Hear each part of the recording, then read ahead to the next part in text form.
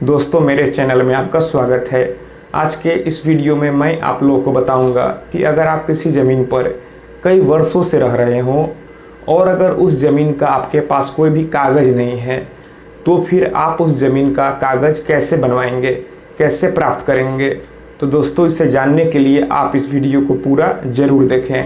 कई बार आपको ऐसा देखने को मिलता होगा कि आपके दादाजी को, आपके पिताजी को किसी ने मौखिक रूप से ज़मीन दे दिया और आप उस पर वर्षों से रह रहे हैं, लेकिन जिस व्यक्ति ने आपके पिताजी, आपके दादाजी को ज़मीन मौखिक रूप से ही दे दिया, अब उसके बेटे पोते को लालच आ गया है।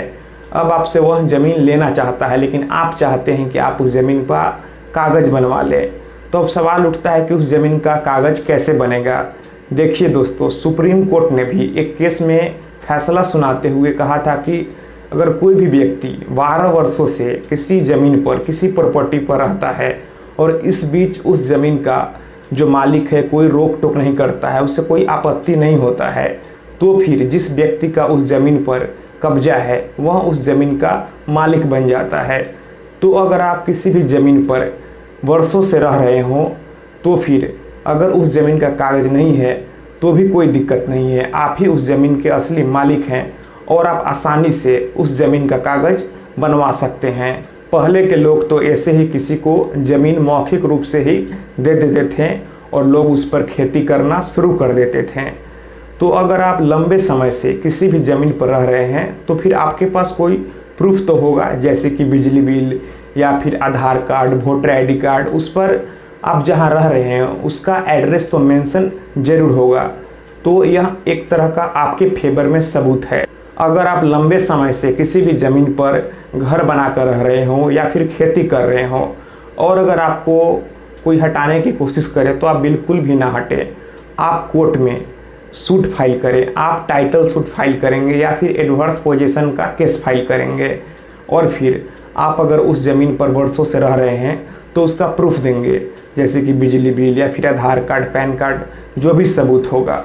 कोर्ट भी आपके ही हित में फैसला सुनाएगा, क्योंकि सुप्रीम कोर्ट का जजमेंट है। 12 वर्षों तक अगर कोई ज़मीन पर रहता है और अगर दूसरे को कोई आपत्ति नहीं होता है तो जिसका कब्जा है उसका मालिकाना हक होगा। तो फिर जो सिविल कोर्ट होगा वह सुप्रीम कोर्ट के इस फैसले को नकार नहीं सकता है, उसे आपके हित में ही फैसला सुनाना होगा।